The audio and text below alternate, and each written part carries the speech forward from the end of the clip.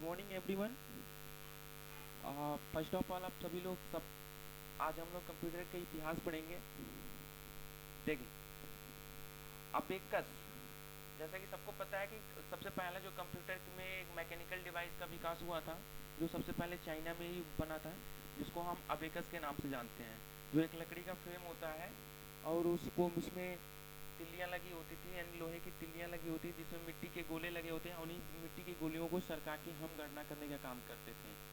तो उसी से हम लोग शुरुआत करेंगे और ईयर वाइज एक पढ़ते चलेंगे हम लोग। तो देखिए, सबसे पहले अबेकस संसार का प्रथम गणक यंत्र कहा जाता है, जिसका आविष्कार प्राचीन बेबीलोन में अंकों की गणना के लिए किया गया था। जैसा कि हमने आपको बताया कि एक लकड़ी का फ्रेम होता है, यह एक लकड़ी का फ्रेम होता है जिसमें एक तार लगे होते थे, लोहे के तार एक मतलब एक बने होते हैं, और उसमें मिट्टी की गोलियां लगी होती थी, जिनको हम सरका के गणनाएं करने का काम करते थे। तो ये करीब 300-400 वर्ष पहले की बात है। उसके बाद धीरे धीरे विकास बढ़ते गया। उसके बाद आते हैं 1642 में फ्रांस के गणितज्ञ ब्लेज पास्कल ने प्रथम यांत्रिक गणना मशीन का आविष्कार किया था, जो केवल जोड़ और घटाव करने का काम करता था, जो एडिंग मशीन कहलाता था। ये 1642 में हुआ था। इन्होंने ब्लेज पास्कल ने बनाया था। केवल ये जोड़ घटान के अलावा और कोई काम नहीं करता था, जिसे हम एडिंग मशीन के नाम से जानते थे। ठीक है, अभी हम लोग कंप्यूटर की बात नहीं कर रहे हैं। अभी कंप्यूटर क्या है? कंप्यूटर हर एक उपकरण है जो भी जहाँ भी गणना करने का काम होता है, चाहे वो वेट मशीन हो, चाहे इन एवरीथिंग जो भी कुछ है आपका, जहाँ पे गणना करने का काम आप करते हैं, वो सारे चीज़ें क्या होती हैं? एडिंग आपका एडिंग मशीन के अंतर्गत आते हैं। यानी एडिंग मशीन करने का मतलब जोड़ घटाव करने का काम होता है। वो सारे आज के डेट में सारे कंप्यूटर होते हैं। उसके बाद 1842 में चार्ल्स बैबेज ने, जो फादर ऑफ कंप्यूटर भी कहे जाते हैं, चार्ल्स बैबेज कंप्यूटर आप चार्ल्स बैबेज को का फादर ऑफ कंप्यूटर के नाम से भी जानते हैं हम लोग, जो एक स्वचालित मशीन बनाने का काम किया था, जो एक एनालिटिकल इंजन कहलाता है। इसको हम सबसे पहले इन्होंने बनाया था 1822 में बनाया था। 1822 में इन्होंने डिफरेंस इंजन का आविष्कार किया था। डिफरेंस इंजन भी बन के 1833 में विकसित हुआ, जिन्होंने आज आधुनिक कंप्यूटर एनालिटिकल इंजन के नाम से जाना जाता था। और इसमें मेमोरी कार्ड की जगह पे, इसमें मेमोरी कार्ड के लिए, स्टोरेज के लिए पंच कार्ड का प्रयोग किया गया। इसमें जो पंच कार्ड अभी आज के डेट में जैसे हम लोग यूज कर रहे हैं, CD, DVD, memory, hard disk है, तमाम चीज़ें, तो इस समय स्टोरेज के लिए पंच कार्ड का यूज किया गया। उसके बाद लेडी अगेस्टा ने एनालिटिकल इंजन में पहला प्रोग्राम डाला। यानी प्रोग्राम डालने का मतलब जैसे अभी आज के डेट में हम लोग सी लैंग्वेज पढ़ रहे हैं, जावा पढ़ रहे हैं, उसके बाद आपका पास्कल पढ़ रहे हैं, बेसिक पर बहुत सारे। तो उन्होंने सबसे पहले लेडी अगेस्टा एनालिटिकल इंजन में पहला प्रोग्राम बना, और वो दुनिया का पहला प्रोग्रामर भी उन्हें कहा जाता है। उसके बाद आईबीएम के द्वारा हार्वर्ड आइकॉन, जिसको हार्वर्ड यूनिवर्सिटी के नाम से आप लोग जानते भी हैं, आज भी वो हार्वर्ड यूनिवर्सिटी चलती है, और आईबीएम एक कंपनी है। ठीक है, इसका पूरा नाम होता है इंटरनेशनल बिजनेस मशीन। ये हार्वर्ड आइकॉन के द्वारा मार्क 1 नामक कंप्यूटर बनाया गया था, जो विश्व का प्रथम स्वचालित यानी विद्युत यांत्रिक कंप्यूटर कहा जाता है। यानी कि यह विद्युत यानी बिजली से चलने वाला पहला कंप्यूटर होता है मार्क 1, जो ये बिजली से चलने वाला कंप्यूटर होता है। इसके बाद आता है 1939 में जॉन एटनॉसॉफ और क्लिफोर्ड बेरी ने, यानी इसका जो कहते हैं, इसको शॉर्ट में पढ़ते हैं हम एबीसी, एटनॉसॉफ बेरी कंप्यूटर के नाम से जानते हैं, A B C, Atanasoff Berry computer के नाम से जानते हैं, जो एक पहला इलेक्ट्रॉनिक डिजिटल कंप्यूटर हुआ था।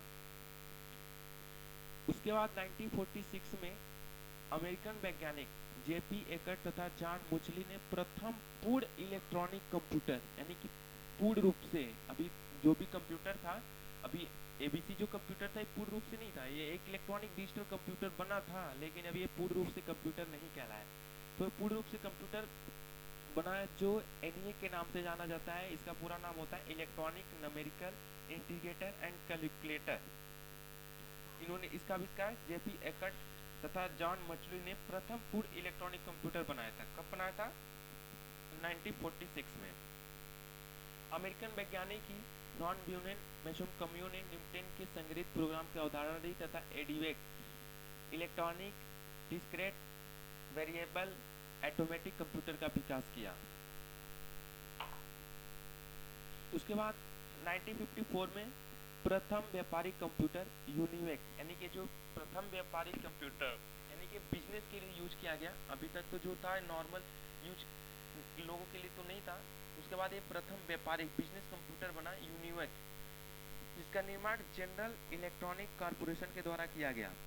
उसके बाद 1970 में इंटेल एक बहुत बड़ी कंपनी है जो केवल एक प्रोसेसर बनाने का काम करती है, माइक्रो प्रोसेसर सीपीयू, यानी कि जिसको हम सीपीयू के नाम से जानते हैं, जिसका भी हम लोग कल डिस्कशन किए थे, इस पर कल बातें हुई थी।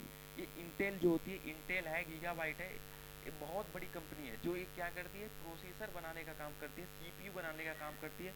और सारे कंप्यूटर लगभग 90% कंप्यूटर जो है इंटेल के सीपीयू का ही यूज होता है अधिकतर, यानी कि जो सीपीयू जो बनाती है पूरे वर्ल्ड में जो कंप्यूटर के लिए, वो इंटेल ही बनाती है। उसके बाद आपके बहुत सारे उसके बाद भी कंपनियां हैं, गीगाबाइट भी बनाती है, उसके बाद कई सारी कंपनियां बनाती हैं। तो इंटेल माइक्रो प्रोसेसर 4004 का निर्माण हुआ 1970 में, और इसके छोटे आकार कंप्यूटर का निर्माण संभव हुआ है, जिन्हें माइक्रो कंप्यूटर के नाम से जानते हैं। यानी जो हम लोग कंप्यूटर आज के यूज करते हैं, जो कंप्यूटर हम लोग अभी करंट में चलाते हैं, वो कौन सा कंप्यूटर है, वो आपका माइक्रो कंप्यूटर कहलाता है। माइक्रो कंप्यूटर के अंतर्गत ही बहुत सारे कंप्यूटर आते हैं, लैपटॉप है, मोबाइल है, आपका ग्राफिक है, टैबलेट है, ये सब सारे चीज़ें आपके माइक्रो कंप्यूटर के अंतर्गत ही आते हैं। उसके बाद 1977 में प्रथम व्यावसायिक माइक्रो कंप्यूटर का निर्माण किया गया, जिसे एप्पल 2 का नाम दिया गया। यह आपका प्रथम व्यावसायिक कंप्यूटर है। ये हमारी बेसिकली एक छोटा सा एक कंप्यूटर का विकास था, कंप्यूटर का इतिहास था, जिसके बारे में हम लोग समझे। उसके बाद हम लोग अब कंप्यूटर के हार्डवेयर के आधार पे कंप्यूटर की जो पीढ़ियाँ है, जनरेशन जिसको हम कहते हैं इंग्लिश में, उसको हम लोग पढ़ेंगे। यानी कि अभी अभी कंप्यूटर की जो टोटल 5 जनरेशन होती है, 5 जनरेशन के बारे में हम लोग पढ़ेंगे। अभी जो इसमें पहली जनरेशन है, प्रथम जनरेशन 1942 से लेकर 1955 तक है आपका। इसमें देखिए पीढ़ी है। उसके बाद आपका इसमें हार्डवेयर, यानी कि इसमें हार्डवेयर के लिए क्या क्या प्रयोग किया गया, उसके बाद आपका सॉफ्टवेयर के लिए क्या प्रयोग किया गया, विशेषताएं क्या है और उदाहरण क्या है। तो अब देखेंगे, सबसे पहला जो कंप्यूटर था 1942, यानी कंप्यूटर अभी नहीं कहा जा सकता, क्योंकि अभी सब क्या है, अभी कंप्यूटर तो हर एक डिवाइस है, हर एक उपकरण जो मशीन से चलते, जो कैलकुलेटर होती है, जो कैलकुलेशन करने का काम करते हैं, वो सभी कंप्यूटर ही है। उसके बाद देखिए हार्डवेयर, इसमें हार्डवेयर का यूज हुआ था यूट्यूब कह रहा हूँ। इसमें सबसे पहले हार्डवेयर जो पहले जनरेशन में कंप्यूटर में यूज किया गया था, वैक्यूम ट्यूब का यूज किया गया था, और स्टोरेज के लिए पंच कार्ड का यूज किया गया था। और यह एक विद्युत यांत्रिक मशीन था, यानी कि ये बिजली से चलने वाली मशीन थी, और इसमें स्टोरेज के लिए हम पंच कार्ड का प्रयोग करते हैं, पंच कार्ड का। और इसमें हार्डवेयर के लिए जो हम डिस्प्ले और सारी चीज़ के लिए यूज करते थे, वो वैक्यूम ट्यूब का यूज किया करते थे। इसमें सॉफ्टवेयर का यूज किया गया, मशीनी लैंग्वेज, मशीनी भाषा के लिए असेंबली भाषा, स्टोर के लिए प्रोग्राम बनाया गया था, यानी असेंबली लैंग्वेज इसमें प्रयोग किया गया है सॉफ्टवेयर में। इसकी विशेषताएं ये थी कि अब कंप्यूटर बहुत बड़ा होता था, बहुत खर्चीला होता था, यह वैज्ञानिक ही केवल इसका प्रयोग करते थे और इसका प्रयोग कोई नहीं करता था। यानी कि इसकी जो विशेषताएं मेन ये थी, ये बहुत खर्चीला होता था, और बिजली इसकी बहुत ज़्यादा खर्च होते थे, और ये केवल वैज्ञानिक अनुप्रयोग के लिए होता था, यानी ये केवल वैज्ञानिक रिसर्च के लिए होता था। इसके कंप्यूटर में इसके जो इस समय मशीन बने थे, एनीवेक था, यूनिवेक है, और IBM का मार्क 1 एक पहले जनरेशन के कंप्यूटर के उदाहरण हैं। उसके बाद अब हम लोग नेक्स्ट अब सेकेंड जनरेशन के बारे में देखेंगे। देखिए आपका जनरेशन कंप्यूटर के एक उदाहरण है। देखिए बहुत बड़े बड़े कंप्यूटर होते थे, पूरे बिल्डिंगों में रखा जाता था। उसके बाद आपका हमारा आता है थर्ड जनरेशन, सेकेंड जनरेशन में देखिए क्या यूज हुआ था। सबसे पहले इसका ईयर पे बात करते हैं। ईयर में आपका 1955 से लेकर 1964 तक इसका यूज हुआ था, ये आपका सेकेंड जनरेशन कहलाया। इसके बाद इसमें हार्डवेयर के लिए ट्रांजिस्टर का प्रयोग किया गया, और इसमें स्टोरेज के लिए मैग्नेटिक टेप, यानी जो स्टोरेज यानी मेमोरी की बात होती थी, वो चुंबकीय टेप जिसको हम बोलते हैं मैग्नेटिक टेप का यूज किया गया स्टोरेज के लिए। इसमें सॉफ्टवेयर और लैंग्वेज के लिए यूज किया गया, हाई लेवल लैंग्वेज का यूज किया गया। और इसमें ऑपरेटिंग सिस्टम जो यूज किया गया वो बैच ऑपरेटिंग सिस्टम यूज किया गया, यानी कि जिसको हम बॉस के नाम से जानते हैं, बॉस, बैच ऑपरेटिंग सिस्टम इसमें यूज हुआ गया। उसके बाद ये बहुत मतलब एक थोड़ा सा उससे फर्स्ट जनरेशन से थोड़ा सा एक खर्चीला कम था, ये छोटा थोड़ा उससे छोटा था और खर्चीला भी कम था। लेकिन ये अभी आपका जो था वैज्ञानिक और बड़े उद्योगपति जो होते थे व्यवसाय के लिए यूज किया गया था, नॉर्मल कोई मतलब एक नॉर्मल इंसानों के लिए नहीं था कंप्यूटर। इसके बाद ये कंप्यूटर जो था IBM के द्वारा बनाया गया था और ये यूनिवैक है, ये इसका फिगर है। देखिए उस समय ये कंप्यूटर यूज किया गया था इस तरीके से। नेक्स्ट आता है थर्ड जनरेशन। थर्ड जनरेशन 1964 से लेकर 1975 तक यूज किया गया। इसमें जो यूज हुआ था हार्डवेयर के लिए चीप का प्रयोग किया गया था, IC इंटीग्रेटेड सर्किट, IC का प्रयोग किया गया था। और प्रारंभ में जो इस चीप पे यूज किया गया था SSI स्मॉल स्केल इंटीग्रेशन, इसका पूरा नाम होता है SSI का स्मॉल स्केल इंटीग्रेशन, और MSI यानी मीडियम स्केल इंटीग्रेशन यूज हुआ गया था। ये आपका जो SSI और MSI ये जो दोनों हैं आपके, ये क्या है, एक प्रकार की चीप है, IC जिसको बोला जाता है, जो लगे होते थे, ये हार्डवेयर में यूज करते हैं हम लोग होते हैं। उसके बाद इसको यूज के लिए आपका स्टोरेज के लिए यूज के लिए हम लोग चुंबकीय मैग्नेटिक टेप इसमें भी यूज हुआ था, ठीक है, मतलब इसमें वृद्धि हुई, मैग्नेटिक टेप में थोड़ी सी वृद्धि हुई।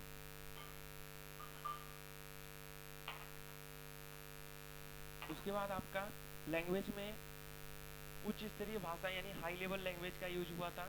और इसमें जो है आपका ऑपरेटिंग सिस्टम सॉफ्टवेयर में TSOS यानी कि टाइम शेयरिंग ऑपरेटिंग सिस्टम का विकास हुआ।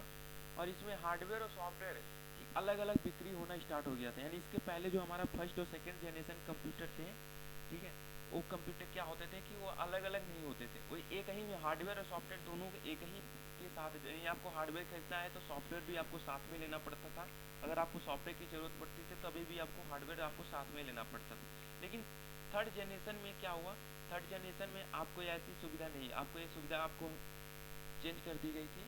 यानी कि आपको यहाँ पे थर्ड जनरेशन में आपको अलग अलग आप खरीद सकते थे, यानी सॉफ्टवेयर और हार्डवेयर की अलग अलग आप खरीद सकते थे और बेच भी सकते थे।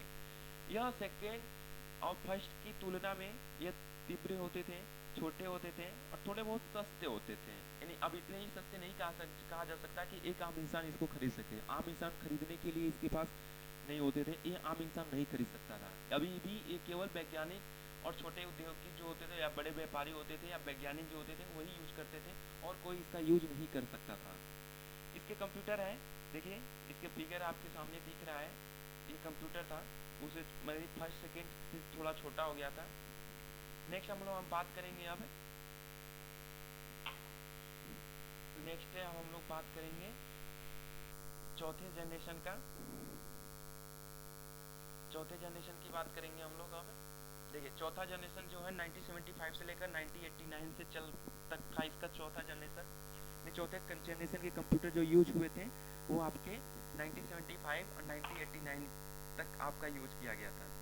इसमें जो यूज हुआ था सबसे पहले हार्डवेयर के लिए VLSI very large scale integration, यानी VLSI क्या है, एक प्रकार की IC होती थी, ये भी एक आपका IC है जो आपका यूज हुआ था VLSI। इसके बाद प्रोसेसर में, इसमें प्रोसेसर में यूज किया गया था सेमीकंडक्टर मेमोरी PC, और ये भी आपका बहुत हाई होते थे। इसमें थोड़ा वो नेटवर्क का भी यूज होने लगा।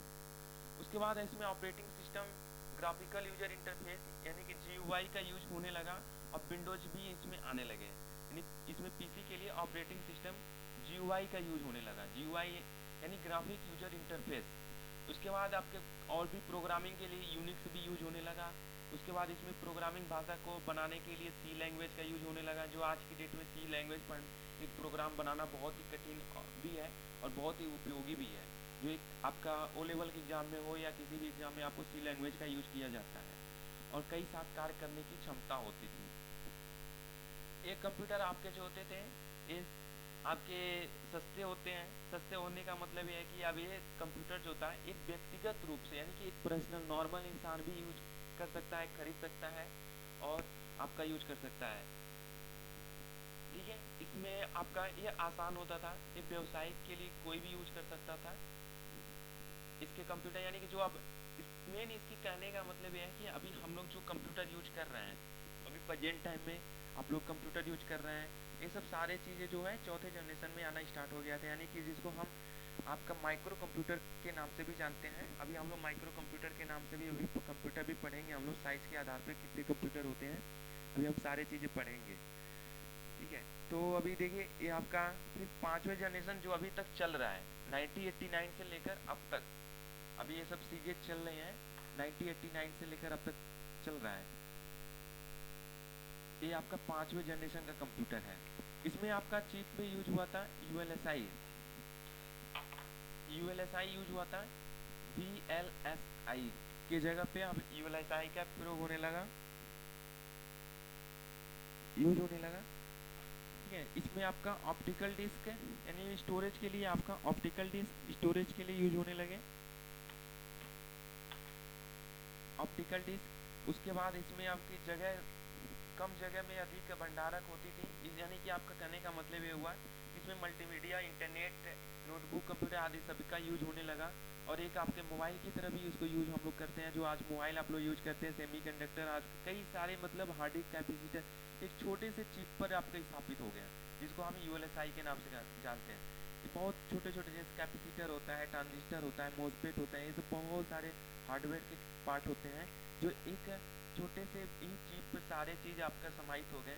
लाखों हजारों मतलब कंपोनेंट एक छोटे से चिप पे काम करता है। उसके बाद इंटरनेट तथा मल्टीमीडिया सॉफ्टवेयर का यूज होने लगा। इंटरनेट, इंटरनेट यानी कि अब हम लोग ग्लोबल के रूप में इंटरनेट का यूज कर सकते हैं। ठीक है, ये अति छोटे, तीव्र और उपयोग में आसानी से, यानी कि प्लग और प्ले, यानी कि कहीं पे भी इसको निकाल के भी लगा सकते हैं। प्लग और प्ले का मतलब ये होता है एक स्विच होता है जिसमें हम कोई भी तार लगा सकते हैं, फिर निकाल देते, अपनी आवश्यकता के अनुसार लगाया और अपनी आवश्यकता के अनुसार निकाल दिया। ठीक है, ये IBM के द्वारा बनाया गया है। पेंटियम PC, सुपर कंप्यूटर, ये सब सारी चीज़ें जो हैं ये पांचवें जनरेशन के कंप्यूटर हैं। इसके बाद नेक्स्ट हम लोग अब जनरेशन में कंप्लीट हुआ हमारा, अब हम लोग पढ़ेंगे अब। ठीक है, कंप्यूटर जो है हमारे तीन प्रकार के कंप्यूटर हैं जो आपका तकनीकी के आधार पर यूज किए जाते हैं। एनालॉग कंप्यूटर और digital computer, hybrid computer. Analog computer, digital computer और हाइब्रिड कंप्यूटर बहुत इंपॉर्टेंट है ये भी। तो देखिए एनालॉग कंप्यूटर जो है ये आपका डिजिटल कंप्यूटर और हाइब्रिड कंप्यूटर। तो सबसे पहले इसमें जो हम बात करेंगे एनालॉग कंप्यूटर की, देखिए ये विद्युत के एनालॉग रूप का प्रयोग किया जाता है, जैसे साधारण घड़ी। एनालॉग यानी भौतिक रूप से, फिजिकली रूप से जो यूज किया जाता है, जिनमें हम एक इलेक्ट्रॉनिक संकेतों को पहुंचाया जाता है। यानी आपका उसमें क्या होता है, देखिए ये आपका मीटर इस तरीके से होते हैं, इस तरीके से आपका एक पंप सम्प्लेयर होता है। आपके व्हीकल की आप यानी कोई 4 व्हीलर हो, 2 व्हीलर हो, इसमें जो मीटर लगे होते हैं, थर्मामीटर होते हैं, ये सब सारे जो कंप्यूटर होते हैं, क्योंकि इसमें भी गणना करने का काम होता है, ये सब जो कंप्यूटर होते हैं ये सब एनालॉग कंप्यूटर के अंतर्गत आता है।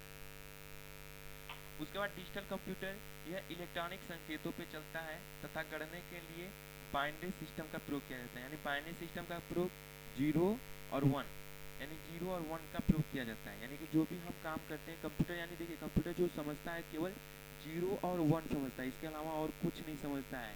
ठीक है, तो ये आपका बाइनरी लैंग्वेज ही समझता है। यानी कि आपके जो कंप्यूटर है जो यूज करते हैं, आप मोबाइल यूज करते हैं, मोबाइल यूज करते हैं, जो आपका पर्सनल कंप्यूटर है, लैपटॉप है, ये सब आपके क्या है, सब डिजिटल कंप्यूटर है, जो केवल आपका क्या समझता है, आपका केवल 0 और 1 पे ही समझता जाता है, जो कई सारे लैंग्वेज में हाई लेवल लैंग्वेज से कंपाइलर, इंटरप्रेटर आदि का प्रयोग करके इसको यूज किया जाता है। हाइब्रिड कंप्यूटर, इसमें क्या होता है हाइब्रिड कंप्यूटर में, आपका एनालॉग और डिजिटल दोनों का मिश्रण होता है, दोनों का, यानी कि आपका एनालॉग और आपका डिजिटल, ये दोनों का मिश्रण होता है। कौन सा, हाइब्रिड कंप्यूटर।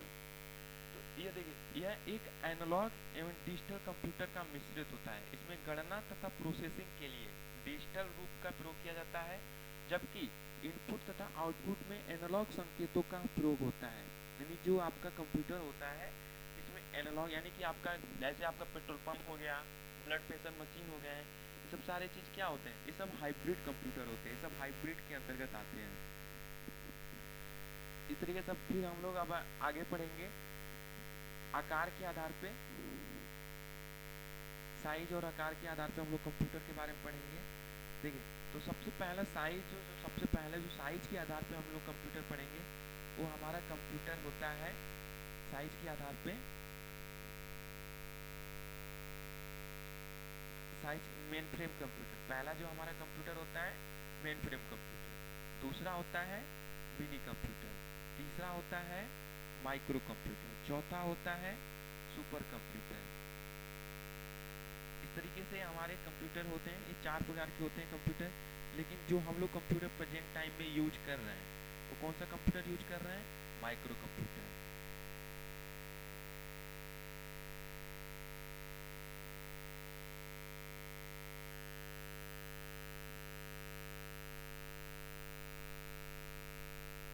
फिर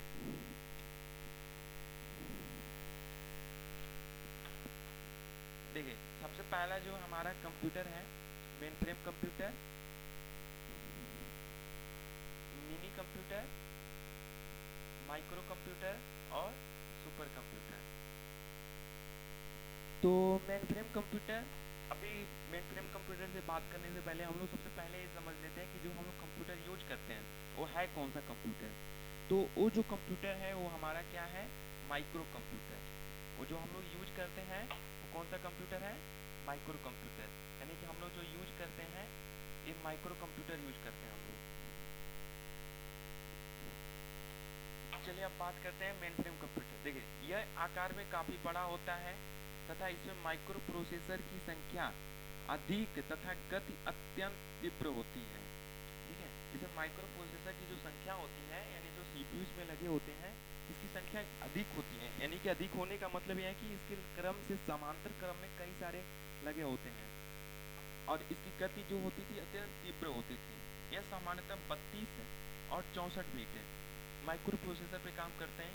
देखिए ये आपका जो है, हाँ अंकिता बताएं, आवाज चालू कर लीजिए, बताइए क्या कह रही है।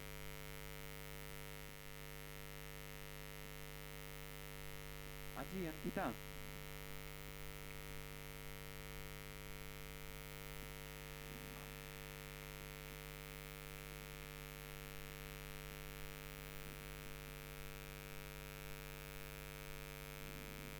चलिए नहीं आ रही है।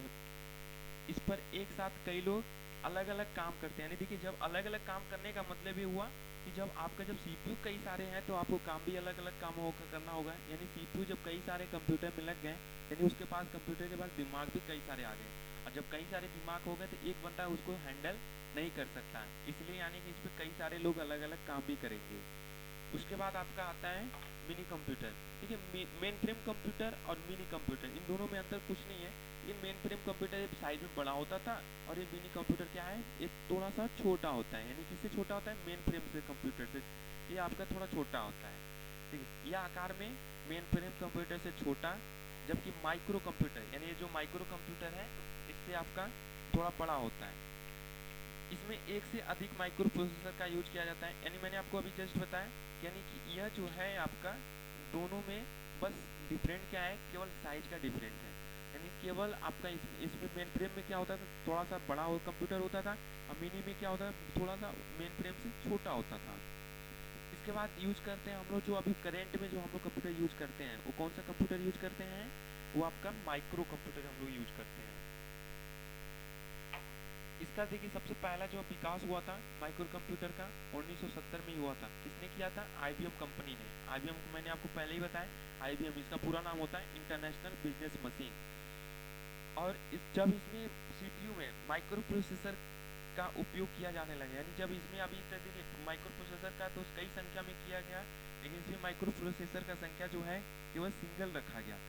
हमारे जो कंप्यूटर यूज होते हैं इसमें क्या है, इस सिंगल प्रोसेसर यूज किया जाता है। और इसमें जो प्रोसेसर जो लगे होते हैं 8, 16, 32 और 64 बिट का यूज किया करने लगे हम लोग। और ये पर्सनल कंप्यूटर, लैपटॉप, पॉमटॉप, मोबाइल यानी पॉमटॉप को हम मोबाइल ही कहते हैं, जिसको हम हाथों में रखकर आसानी से चलाया जा सकता है, जिसको हथेली, पॉमटॉप यानी हथेलियों पे रखकर चलाने वाला एक कंप्यूटर, जिसको हम मोबाइल के नाम से जानते हैं। ये सब सारे चीज़ें क्या है, ये हमारे माइक्रो कंप्यूटर ही है। उसके बाद आता है सुपर कंप्यूटर, जो एक नॉर्मल बंदे के लिए तो यूज नहीं होता है, ये वैज्ञानिकों के लिए या बड़े बड़े रिसर्च सेंटर जो हैं उनके लिए, या बहुत बड़े बिजनेस जो होते हैं, बिजनेसमैन हैं, उनके लिए यूज किया जाता है। ठीक है, देखिए यह अब तक का सबसे बड़ा अधिक शक्तिशाली कंप्यूटर है। इसमें कई सारे प्रोसेसर लगे होते हैं समांतर क्रम, यानी एक लाइन से कई सारे प्रोसेसर लगे हुए हैं। इसमें मल्टी प्रोसेसिंग और समांतर प्रोसेसिंग का उपयोग किया जाता है। सुपर कंप्यूटर के लिए सब लंबाई की रेंज 64 फीट तक होती है। ठीक है, अब इसमें बात करते हैं कि भाई सुपर कंप्यूटर, तो देखिए सबसे पहले चीज़ है कि वर्ल्ड का सुपर कंप्यूटर जो है सबको लगभग पता ही होगा, क्रे होता है। इसकी स्पेलिंग होती है CREAY, क्रे K1S। ये वर्ल्ड का सबसे पहला सुपर कंप्यूटर है। और भारत का होता है परम 10,000, ये भारत का है सुपर कंप्यूटर। ये सब सारे इतने सुपर कंप्यूटर हैं आपका। उसके बाद तो कई सारे परम सीरीज के कंप्यूटर कई सारे हैं, अभी जो करंट में भी सिद्धार्थ का नाम आप लोगों ने सुना होगा, ये सब सारे चीज़ें सुपर कंप्यूटर ही हैं। लेकिन भारत का पहला सुपर कंप्यूटर जो है परम 10,000, कहीं 8,000 के नाम से भी लोग जानते हैं, लेकिन परम 10,000 के नाम से होता है। और यह जो वर्ल्ड का है क्रे K1S के नाम से जानते हैं हम लोग। तो ये रहा आपका आज की क्लास।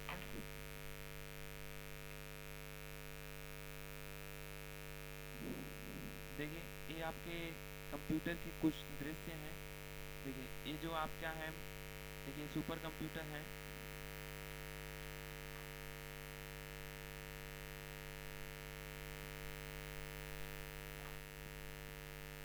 ये सुपर कंप्यूटर है, ये आपका माइक्रो कंप्यूटर है, ये मिनी कंप्यूटर है, और ये माइक्रो कंप्यूटर है। इस तरीके से सारे चीज़ें कंप्यूटर बने हुए हैं, फिगर हैं।